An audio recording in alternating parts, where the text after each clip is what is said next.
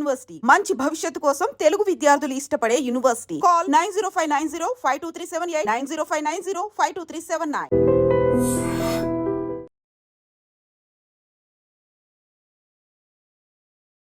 భార్య ముక్కు అందంగా ఉందని కొరుక్కు తిన్నాడో భర్త.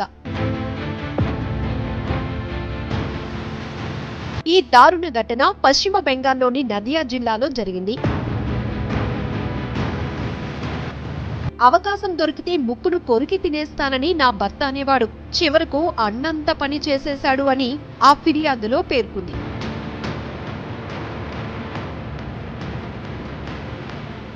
సాధారణంగా భార్య అందంగా ఉంటే భర్త మురిసిపోతుంటాడు. ఇలాంటి అందమైన భార్య తనకు దొరకటం తన అదృష్టమని ఫీల్ అవుతూ ఉంటాడు. ఆమెపై ఎనలేని ప్రేమ చూపిస్తాడు. ఆమెకు ఏది కావాలంటే అది కొనిస్తాడు. బాధ పెట్టకుండా తన భార్యను అల్లారు ముద్దుగా చూసుకుంటాడు. కానీ ఇక్కడో భర్త మాత్రం అందుకు వ్యతిరేకంగా ఉన్నాడు. తన భార్య అందంగా ఉందని దారుణానికి తెగబడ్డాడు. అతను చేసిన పనికి ఊరంతా ఒక్కసారిగా అవాక్కైంది. ఇలా చేశాడేంట్రా బాబు అంటూ అందరూ నోరెళ్లబెట్టారు. మరికొందరైతే చిచ్చి అంటూ అతడిపై దుమ్మెత్తిపోశారు.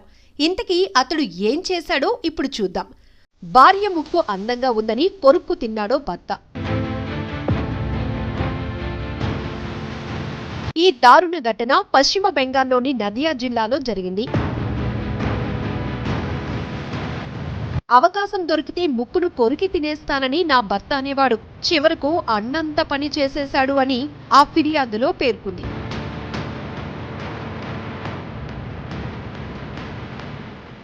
భార్య ముక్కు అందంగా ఉందని కొరుక్కు తిన్నాడో భర్త. ఈ దారుణ ఘటన పశ్చిమ బెంగాల్లోని నదియా జిల్లాలో జరిగింది.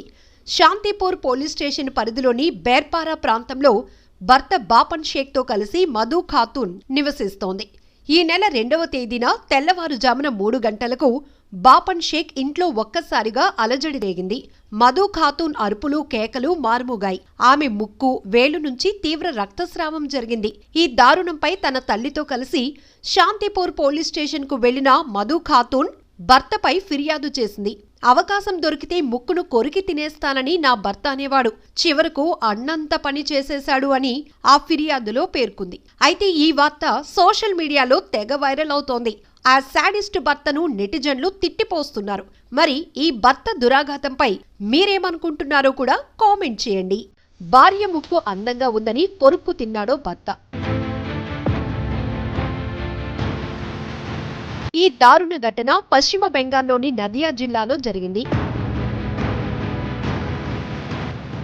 అవకాశం దొరికితే ముక్కును కొరికి తినేస్తానని నా భర్త అనేవాడు. చివరకు అన్నంత పని చేసేశాడు అని ఆ ఫిర్యాదులో పేర్కొంది.